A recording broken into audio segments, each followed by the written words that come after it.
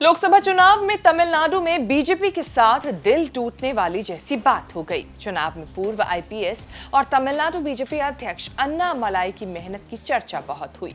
तमिलनाडु के लिए पीएम मोदी ने भी खूब जोर लगाया, लेकिन 4 जून को रिजल्ट आया तो बीजेपी का खाता भी नहीं खुल सका। 2019 की तरह तमिलनाडु की 39 में से ज्यादातर सीटें डीएमके कांग्रेस अलायंस ले उड़ी। तमिलनाडु में बीजेपी के साथ हुए खेल का असर आंध्र प्रदेश के विजयवाड़ा में भी दिखा। चंद्रबाबू नायडू के शपथ समारोह में मोदी, अमित शाह, जेपी नड्डा समेत बीजेपी एनडीए के बहुत सारे नेता इकट्ठा हुए थे।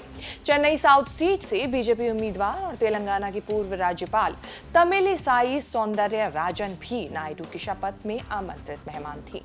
इसी मंच का एक वीडियो वायरल हुआ, जिसकी कहानी जोड़ी जा रही है तमिलनाडु में बीजेपी की हार से।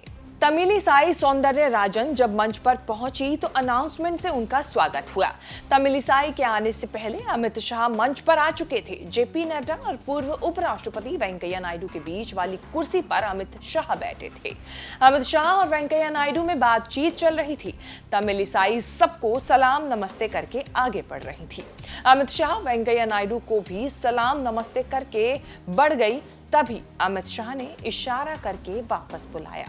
कैमरामैन ने लेंस का फोकस तमिलिसाई अमित शाह पर कर दिया। 8 से 10 सेकंड का वही वीडियो वायरल हो रहा है। क्या बातचीत हुई, ये तो बगल में बैठे वेंकैया नायडू, जेपी नड्डा या पीछे बैठे चिराग पासवान ही सुन पाए होंगे। वायरल वीडियो में वेंकैया नायडू जरा सा इंटरवीन करते भी नजर आ रहे हैं। अमित शाह के फेशियल एक्सप्रेशन, हाथ के इशारे से अनुमान लगाया जा रहा है कि बातचीत का मूड अच्छा नहीं था। हालचाल पूछने बताने वाली बातचीत नहीं हो रही थी। सोशल मीडिया पर कुछ लोगों ने अनुमान लगाया कि तमिलिसाई को अमित शाह ने इसीलिए टोका क्योंकि उन्होंने चुनाव बाद तमिलनाडु बीजेपी अध्यक्ष अन्नामलाई के खिलाफ कुछ उल्टा पुल्टा बोल दिया था। हालांकि कहीं से पुष्टि नहीं कि तमिलिसाई अमित शाह के बीच क्या बातचीत हुई। तमिलनाडु में बीजेपी के हारने से ज्यादा नुकसान तमिलिसाई सौंदरराजन को हो गया। चुनाव से पहले तक उनका बढ़िया चल रहा था। तेलंगाना की राज्यपाल और पुडुचेरी की उपराज्यपाल थी। पार्टी ने कहा तमिलनाडु की हैं तो तमिलनाडु जाकर चुनाव लड़िए। तमिलिसाई राज्यपाल पद से इस्तीफा देकर दोबारा बीजेपी में शामिल हुई। चेन्नई में बीजेपी ऑफिस पहुंचने पर स्वागत में पटाखे फोड़े गए। राज्यपाल बनने से पहले सौंदरराजन तमिलनाडु बीजेपी की अध्यक्ष हुआ करती थी। कुल मिलाकर 3 लोकसभा चुनाव और 3 विधानसभा चुनाव लड़ चुकी हैं। बार बार सीट बदलने के बाद भी किस्मत ने साथ नहीं दिया। 2009 में चेन्नई नॉर्थ से चुनाव हारी। 2019 में डीएमके की कनिमोझी के खिलाफ थूथुकुडी में भारी अंतर से हारी।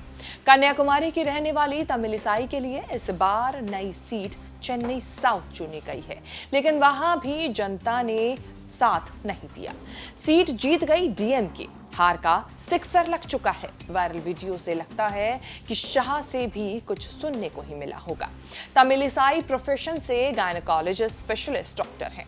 उनके पिता और चाचा कांग्रेस नेता थे। तमिलिसाई ने राजनीतिक करियर शुरू करने के लिए बीजेपी को चुना। 25 साल से पार्टी के लिए काम कर रही हैं। तमिलनाडु फैक्टर के कारण ही तमिलिसाई को एक दिन अचानक 2019 में राज्यपाल का पद मिल गया था, लेकिन चुनाव में जीत अभी भी दूर है। तमिलिसाई और बीजेपी दोनों की ट्रेजेडी ये है कि दोनों तमिलनाडु की राजनीति में ऊंची उड़ान उड़ने को बेताब है, लेकिन जनता टेक ऑफ होने नहीं दे रही है। अब देखना होगा तमिलिसाई की ये उड़ान कब टेक ऑफ कर पाती है। आपको ये वीडियो कैसी लगी कमेंट करके जरूर बताएं। इस तरह की खबरें आगे भी देखने के लिए और देश विदेश से जुड़ी छोटी बड़ी खबरों को विस्तार से जानने के लिए आप बने रहें न्यूज़ तक के साथ।